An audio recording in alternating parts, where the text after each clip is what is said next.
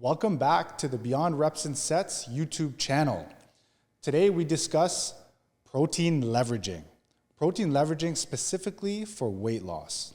Yes, and no, we did not plan this. This is just how it happens when me and Adam get together. When it's real, you don't have to fake it. It's talking about the shoulders. Yeah, shoulder boulders out.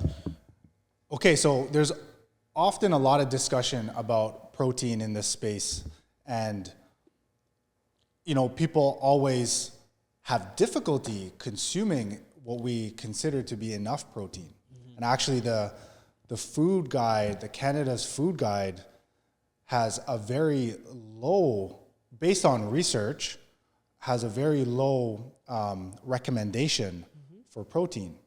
So what we want to talk about today is why protein leveraging is a very useful tool when you want to maintain your body composition or lose weight. Or improve your physique, add muscle. When we talk about building muscle, that is going to be one of our building blocks for if we're looking from a nutrition perspective. Now, some people would describe protein as a structure and function macro. So not really for energy, meaning fat has 9 calories per gram. Carbs have 4 calories per gram.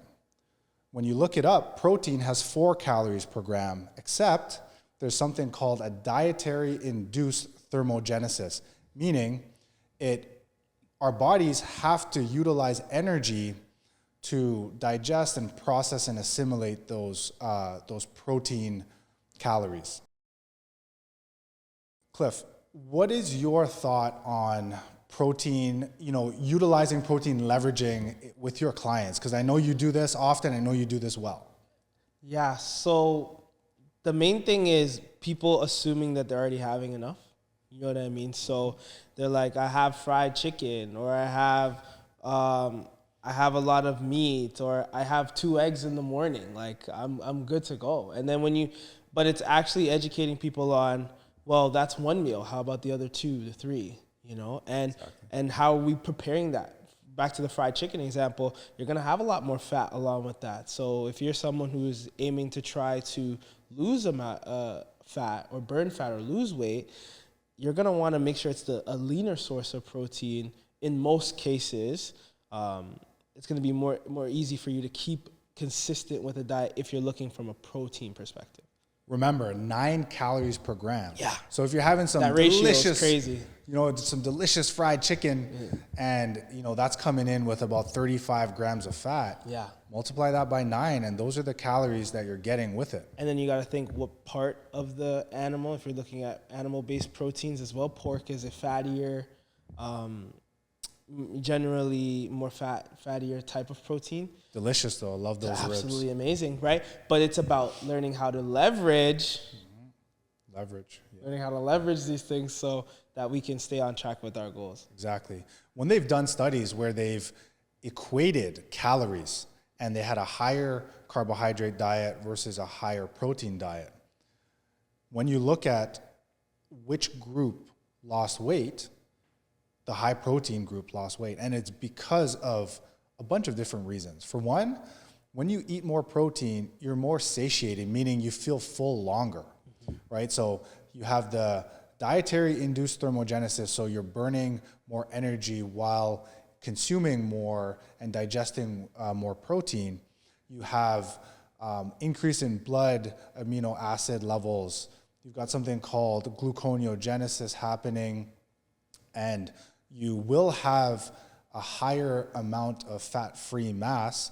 All of these things lead to feeling less hungry and therefore having a negative energy balance. This is what Adam is talking about is especially important when you have someone who says they only eat 2 times in a day.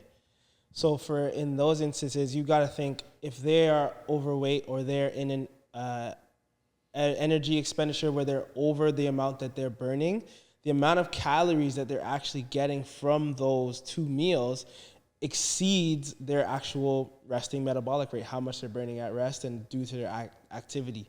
So by adding protein in throughout the day in higher doses, you also, it's a lot harder to digest those things. Those things take longer to digest, especially if you're not used to eating leaner sources of protein. So that mixed in with taking out maybe a couple of those other foods and those meals that might have been satiating you at that time, you will get to a point where you're realizing the difference. Like, oh, this is what fullness feels like, and not needing to need that extra meal, right? Or maybe having 2 larger meals and then a bunch of cravings at the end of the day or sprinkled in throughout the day. So that need to have those cravings will go down significantly once you put an emphasis on protein along with whole food diet, but just specifically protein for our conversation. One thing you have to remember, in the food industry, there will be less protein per serving, just because protein also is expensive for manufacturers, right? When you go to a fast food restaurant, they'll give you a small piece of protein with a whole bunch of rice or potatoes. What do they give it free on the table? Bread, right? Right, super cheap, Exactly. easy to put out there, and you can take time at the restaurant now because you got people just eating up the bread. Exactly. And then you think about it too, appetizers as well as desserts. It's a lot. So how much protein do you tell your clients to eat? Fantastic question.